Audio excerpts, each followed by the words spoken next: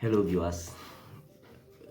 I am back again with the second part of English words that make me pause when I speak in public or when I speak generally. I I love this series because it pleases me, it pleases my soul when I run into this kind of words. It's a win for me. It means at least I've gotten rid of a word that makes it difficult for me to communicate effectively. Okay, so I must have said this 1,000 times, but when I run into these terms, I found an alternative instead of trying to figure out how to go about them. I just find a different path of expressing the same idea. And yeah, if you do that for long enough time, your speech slows down. At least that's what I've noticed in my case. Okay, so now when I read and I run into them, I just write them down. Okay, so let's get, with no further ado, let's get down to business. The first one is swim. Swim is simple. Swim is straightforward. I use that term a lot. I love swimming. I swim every day. And my friend swims a lot. But then the devil is in the detail when you get into the past tense. The past tense, the simple past of swim is swam. Okay, so I swam yesterday. I swam the day before that. My friend swam yesterday as well. We both swam the day before that. And yeah, I confused that with the past participle, swum. Okay, so she had swum yesterday. She had swum the day before. She had swum the day before that, and before coming to our place. Another example is I have swum before. Okay, so yeah, that's typically the problem I have with swum. That's made me scared to use it in public. Once it gets to swam and then swum, I would find an alternative and just and just keep them aside just to avoid embarrassment. So swam is the simple past. Okay, we swam yesterday, and swum is the past participle. She has swum before. Okay, simple. All right, so the second one is bust. Yeah, this one I suppose is because I'm Nigerian and I don't know how it's distilled into my diction, into my vocabulary, but there was a time I thought busted was the past tense of bust. Obviously, I was mistaken. The bust is together with those other verbs that doesn't change in simple past and in past participle. So she an example, I burst into the room. Okay, I burst into the room. She bursts into the room. Okay, so the pipe has burst again. Okay, so she bursts into the room, that's the present tense. I burst into the room could be present tense, it could be just the simple past, and I have burst into the room. Okay, that's the past, the simple, the past participle. And I even now that I'm using this term, I have this urge to say I have busted. I have busted into the room, but it doesn't exist. Busted does not exist. So that's one of those terms that I confuse, that would confuse me then when I speak. And I guess the reason is because here in Nigeria, here around my vicinity, is pretty much common for people to say busted, like busted, and as a consequence, people assume busted is a term, but it's not really used in standard English. Obviously, if you are speaking informally, you could throw in any word, it goes, but then in standard English, it doesn't exist. All right, so the next one is hang, hung, and hanged. So this one was quite easy to a degree, but it's still confused. It was more of curiosity. I was asking myself, why would I use hanged in certain sentence structures and use hung in other sentence structures? I remember having this conversation with a good friend and he told me, hanged, you use hanged with people. Okay, for example, the criminal was hanged yesterday for theft. Okay, or she was hanged yesterday for treason. The officer, the soldier was hanged yesterday for treason, or something along that line. So Yeah, so you use hanged for people with, you use it with people, and then you use hung for inanimate objects. So I hung my clothes on the line yesterday. I hung my clothes are well hung. I hung, what other example? Let me see if I can. It's basically, okay, I hung my shirt yesterday. Okay, so with objects you can use hung as the past, simple past, okay, for the past, but the simple past when it comes to execution of people is hanged. Okay, so that was the problem I had with that was the problem I had with hang, hung, and hanged. Okay, all right. So the next one was let me see if there is, okay, there's nothing else here. Okay, the next one is forsake and forsook. Okay. Forsook is understandably not a popular verb. However, I still found it difficult. To use, and I know there were times when I was there were times where I was when I was speaking in public and speaking with friends in public, and it was what was in my mouth, in my thoughts to say, and I couldn't say it because I wasn't so sure.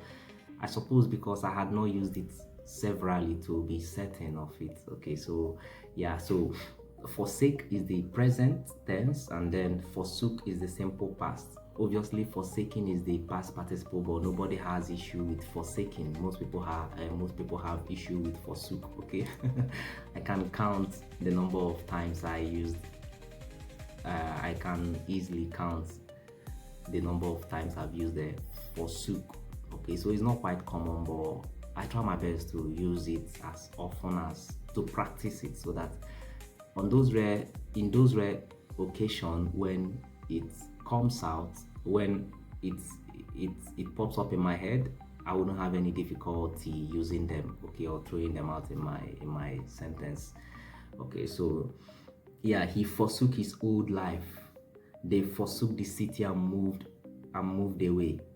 Okay, so to forsake means to abandon, to leave behind, or give up. And I yeah, what I would do then was just to leave. If when it comes when it pops up in when it pops up in my head, and I wasn't so certain if I should use it or not, I would just keep it by the side and use another synonym like abandon or leave behind, or give up. Let me see if I can squeeze out an example. So the reason, yeah, it was because he forsook his friends. Okay, the reason he found himself in that predicament was because he forsook his friends, right?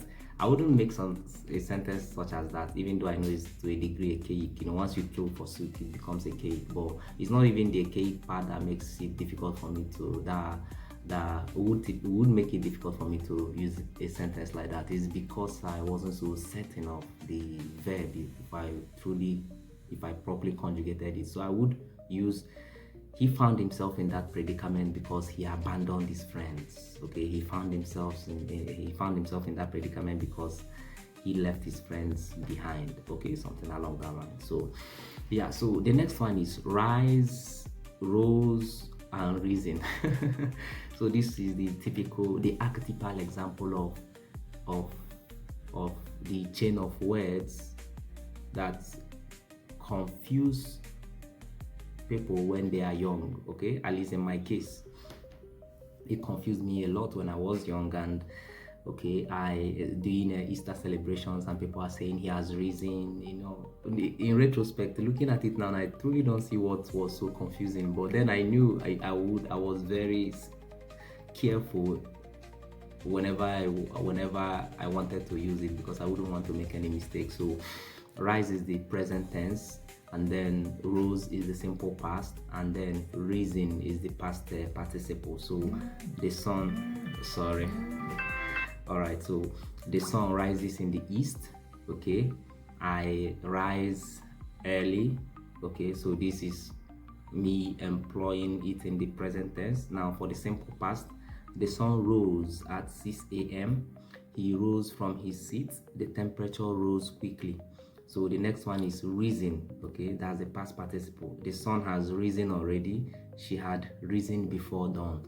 Okay, I guess the reason, another reason another reason why people also don't employ this verb as often in all the contexts it can be used is because there are other more preferable verbs. Okay, so I rise early. In I rise early, people can easily substitute that with I wake up early. Okay, so I wake up early instead of using I rise early, but you can use it as well. Okay, so yeah, that's basically it. So then I really don't see what was so confusing about this verb then, but I know this verb gave me a problem. Rise, rose, and risen, yeah. So it means rise means to move upward, to get up or increase. Okay, so that's basically that. Now the next one the next one is soar versus sour. I hope I'm getting this pronunciation right. I have a feeling I got it right. I got it right, but yeah, these two verbs confused me a lot in the past, and to a mild degree still confuse me till date. So let's start with soar. Okay, to rise, the meaning is to rise high quickly. Okay, the eagle soared in the sky. His confidence soared. Okay, I'm not familiar with this verb, but for I'm not familiar with this verb. And funny part is, I've always found myself in situations where I have to use it, and I don't. For I always find a substitute. I always find a substitute for it, and it pisses me off. Okay, well, it's quite an easy verb. Soar, to rise high quickly. The eagle soared in the sky. His confidence soared. Okay, so if I were to say this, I would say he had a sudden burst in confidence. But I would play with the words and find something. So find another alternative instead of using a soar. To have a sudden burst in something. His confidence soared. So SOAR. Okay, and then I would even up till I remember because at times I play with these words. I remember asking a friend, do you know the difference between what's the difference between sour and sour? Okay. I don't know, was he able to tell the difference? I think he was able to tell the difference, but then when I asked him, could you please spell the both? He spelled one correctly, but then he was not able to spell the other correctly. So to a degree, it made me realize, as always, that this problem is not unique to me, okay? And it's not unique to you. If I'm passing through this problem, then most people is almost a cinch that some other person is passing through this problem. Okay, so soar, that's it, to rise high quickly. The eagle soared in the sky. His confidence soared. Okay, then sour is to have a sharp acidic taste.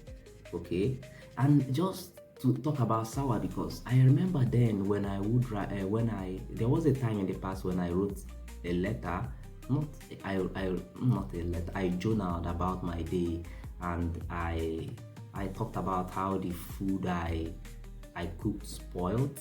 Okay, but then I didn't use that term spoiled. I think I used spoiled, but then ChatGPT corrected it to go stale. Okay, the food I cooked yesterday has gone stale.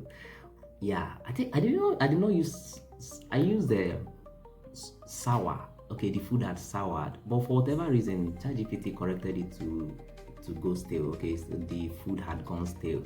Okay, so I guess that's another. When it comes to food, are they both?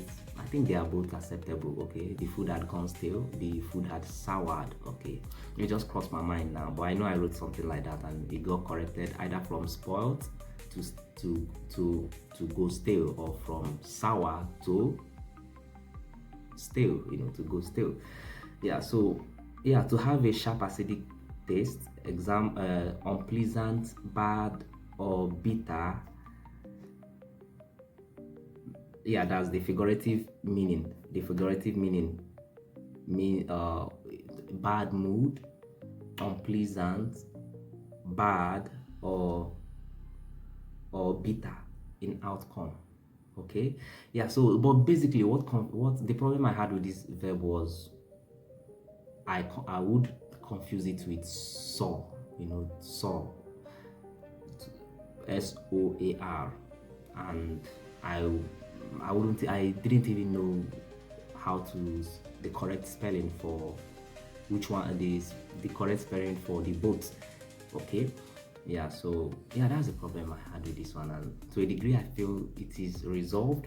All right, yeah, and I will still have to work on them, but I just want to share them with you. All right, so the last one, unscathed. Unscathed.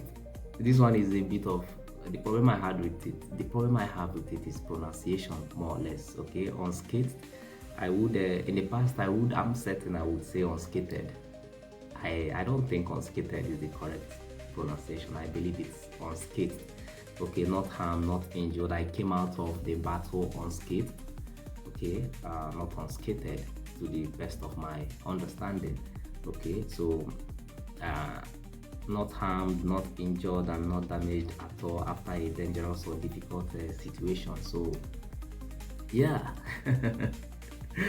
All right, so that's about that. I still have a couple of words that still confuse me, still make me to pause when I speak in English, but when I speak in English, and I will still tackle them. I'm not ready for them now, but just I will tell you some of them, okay, and I'll probably tackle them in my next video. So lie and lay.